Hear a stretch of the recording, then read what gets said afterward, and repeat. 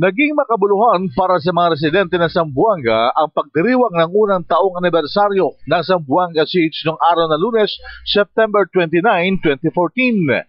Mula sa Maynila ay nagtungo sa Zamboanga City at dumalo sa okasyon sina Defense Secretary Voltaire Gasmin at DILG Secretary Mar Rojas at nakasuporta ang buong staff ng AFP sa pangunguna ni AFP Chief of Staff General Gregorio Pio Katapang Jr. Malabis naman ang kagalakan ng Zamboanga Mayor Maria Isabel Beng Climaco sa ipinakitang full support ng national government at nagpasalamat ito. Thank the Secretary Voltaire Gasmin, Secretary Mar Rojas, Sec Dinky, and most importantly, President Aquino, who has provided for not only our Chief of Staff, General Katapang, but the head of the Air Force, General Delgado, the head of the Navy, the FOIC Milian, as well as the head of the Army, General Riveri, as well as the different units under Western Mindanao Command, General Guerrero. We're also very blessed that Secretary Mar Rojas has brought with us General Phil Rojas and General Balmoria, who have been here to defend Zamboanga City, General Chito Trinidad, and the rest of the heroes of Zamboanga Siege. Today, we are very thankful also to our partners in media. You are also witnesses to that victory of the people, victory under one flag, one nation, one Zamboanga City. And this is our token of gratitude together with Congressman Celso Lobregat, as well as the entire people of Zamboanga City. Muchas gracias kayo, Vivaya con Dios.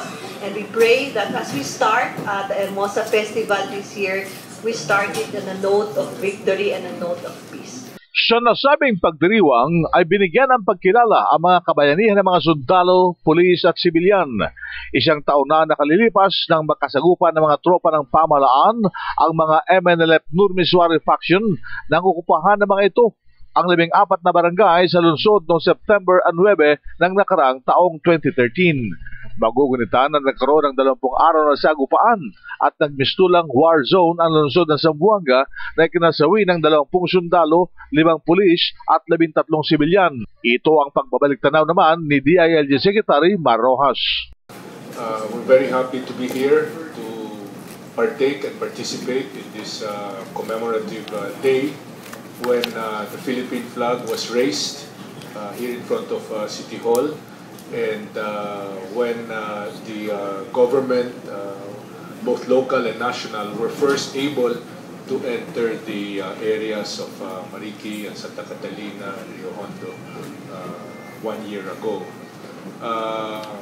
We are here also to remember the fallen, the 34 people, 15 Armed Forces of the Philippines, 5 Philippine National Police, and 14 civilians of Zamboanga who lost their lives in that siege.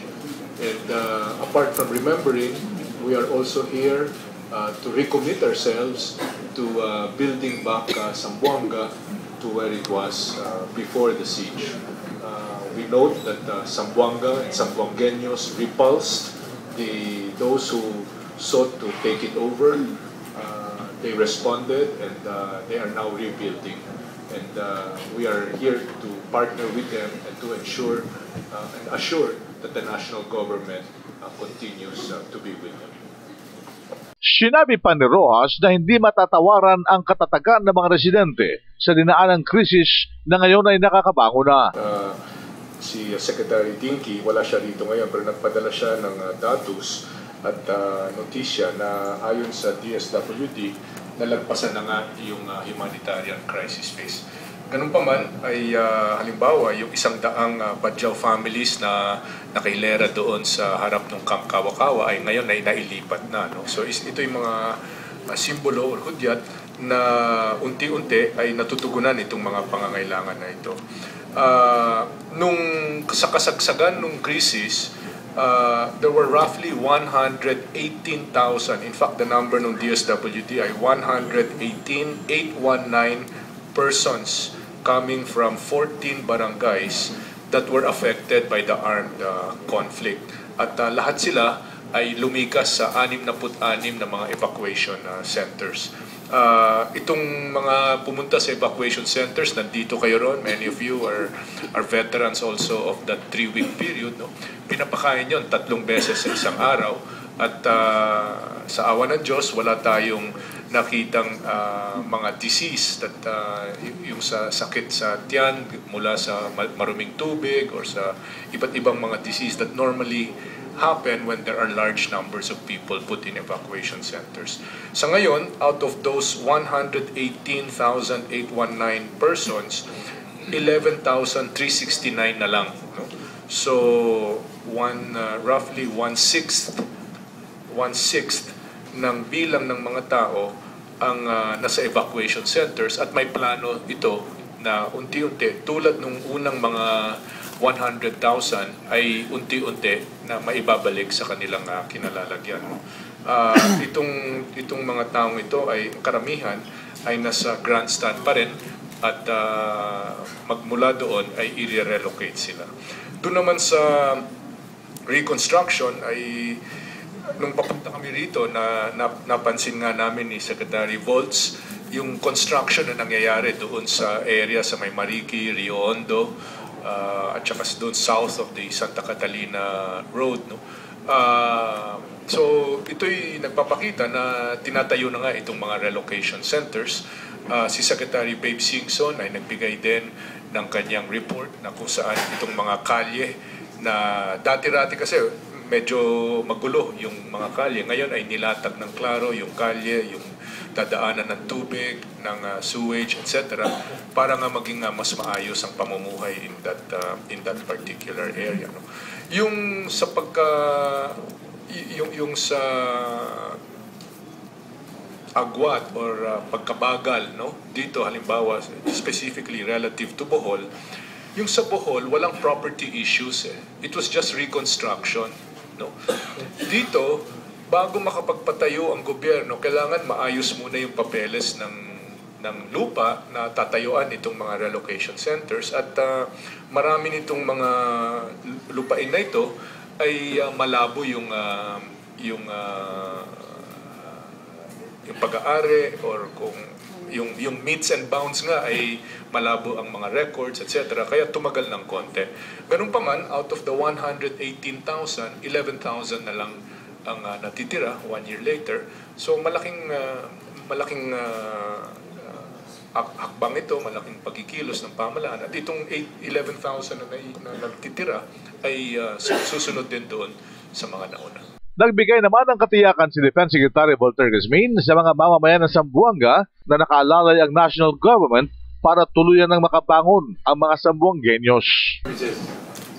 This is one way of showing our support to Zamboanga City in its